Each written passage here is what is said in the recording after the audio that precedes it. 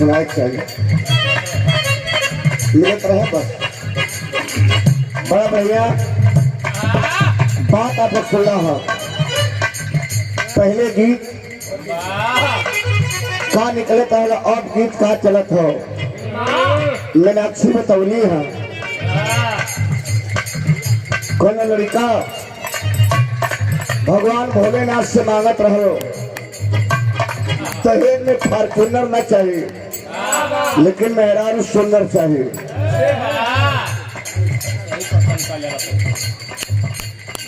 अच्छा तो हमारे ये ना समझना हो जब सबही के मेहरारू सुंदर चाहिए तो जब ना सुंदर है वो कहा गई है। सबके तो सुंदर चाहत है। आजकल का लड़का लड़की का लंबाई पूछत हो कई फीट की है। लड़का पूछत हो लड़की के अगर बात शादी के चलत हो तो लंबाई चौड़ाई को पूछत हो सब कितनी लंबी है कितनी पढ़ी लिखी है क्या उसका फेस कटिंग है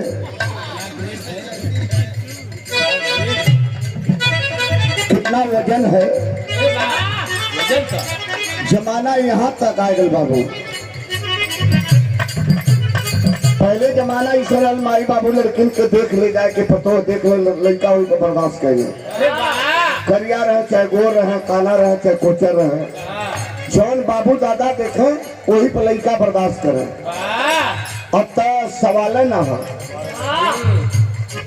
पहले बात से चले तो भैया जिसको देखना है जिसको रखना है वह पसंद कर लेगा तो हम लोग पसंद कर लेंगे। तो लड़की लड़का पहले जाके मैरिज करत हो सेटिंग तमाम सारी बात आपको सुनला ठीक है। आजकल ऐसे निकले थे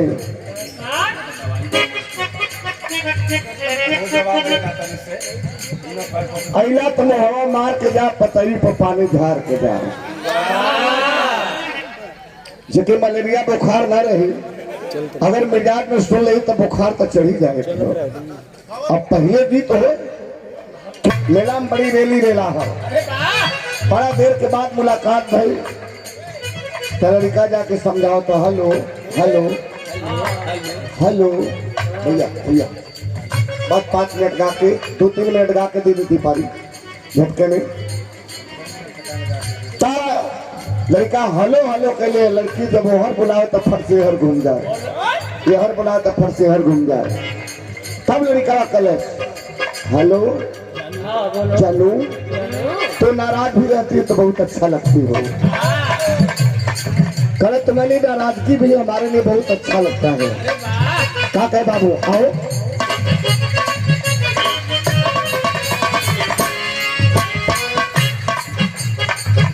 काहे दिलवा के हमरे दागेलू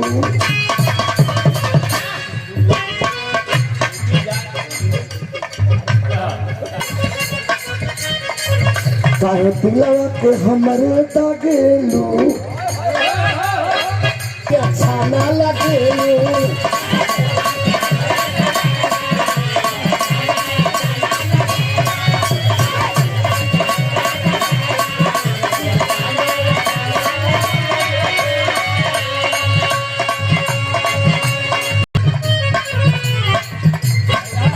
काहे दिलवा के हमरे दागेलू गुस्सा में अच्छा ना लगेलू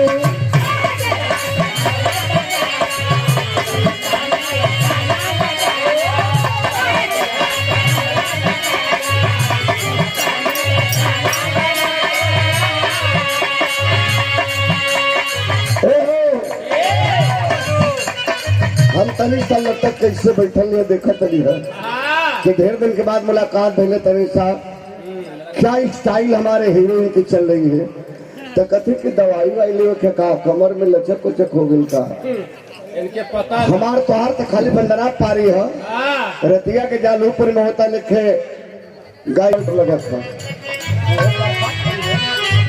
मतलब कला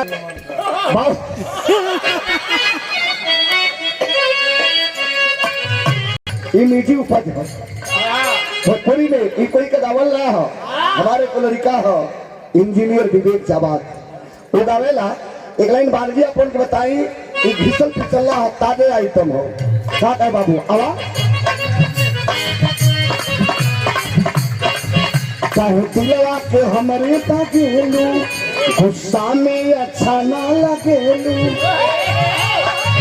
तो हर गलिया तो सोगी पर उठा लगे गजबे में फैला लगे अखिया कजर उठा लगे।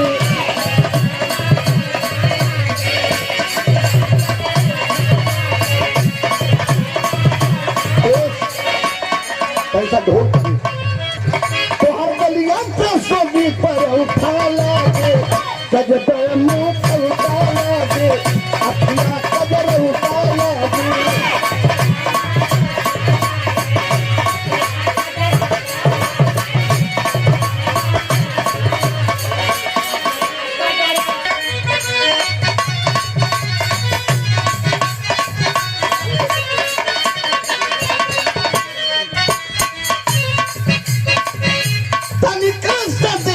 पर तू करता रुझान हो कई दिन माफी आई लव यू तू बोल हो।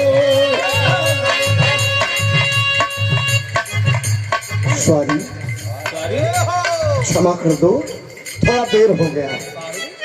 सॉरी सॉरी मुझे माफ कर दो थोड़ा देर हो गया विलम्ब हो गया। कैसे कह बाबू आओ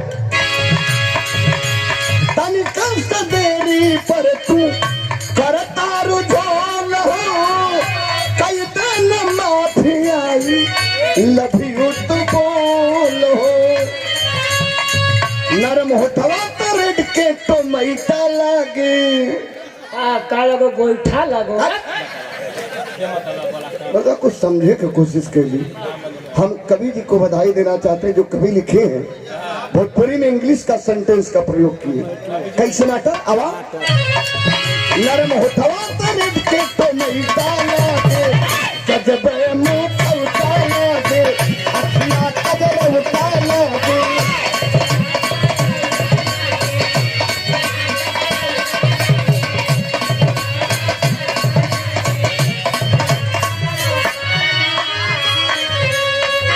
अच्छा था लड़की अपने घरे गई लड़का अपने घरे गई लड़की के घरे उनके पता चल गया कि कुल तब मेला में जाके गुड़ही जिलेबी खातना सब।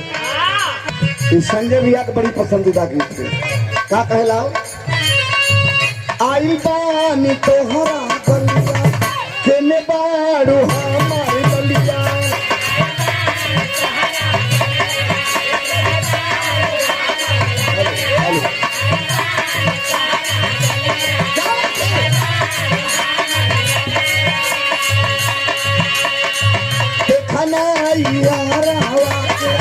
कैसन भइल बहलिया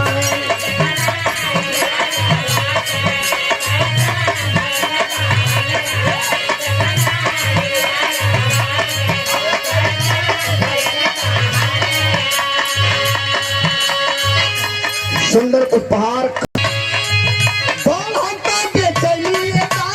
मुश्किल भइल बा जीना जीना जीना पुदीना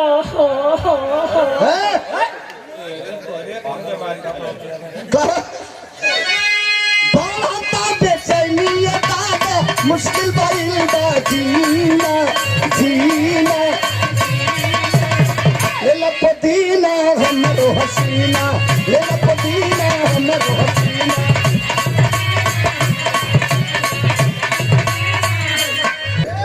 तो तनी तुतुरा के बोले तुतुरा के बोले का बाबू का लुत लुत लुत लुत हम तो थी कैसे का बाबू निकला ना निकला जल्दी निकला हलवा हो मिल खाती आई बाटे मिल खाती आई बाटे जाल के अरवा हो मिल खाती आई बाटे जाल के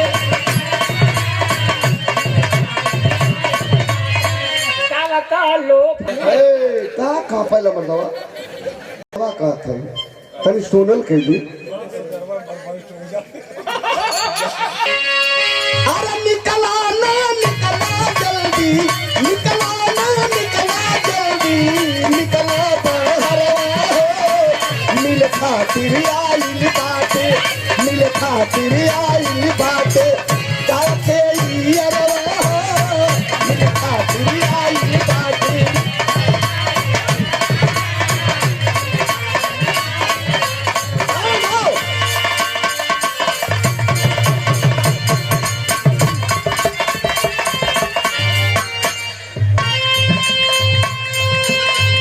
श्रीमान राम नारायण यादव खराम नरेश हजारों रुपयों का आशीर्वाद दे करके आपने हौसला अफजाई किए हैं।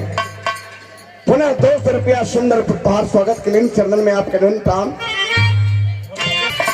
जो बाबा के गीत गाया और जबले बाबा के गीत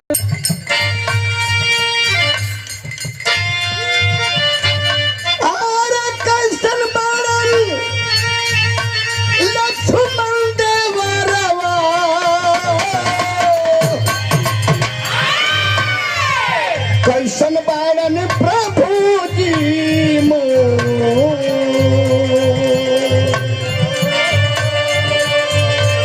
पूछतारी सीता हो मैया अरे रोवतारी सीता हो मैया गिरला नयन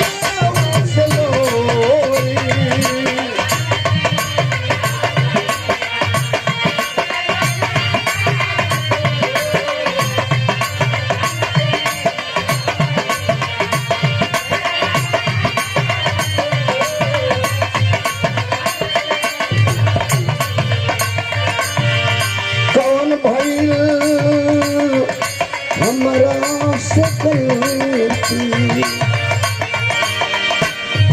गलती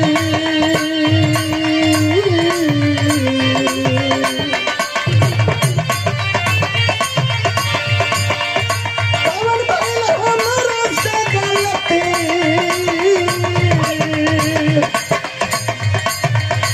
लेहल न सुधिया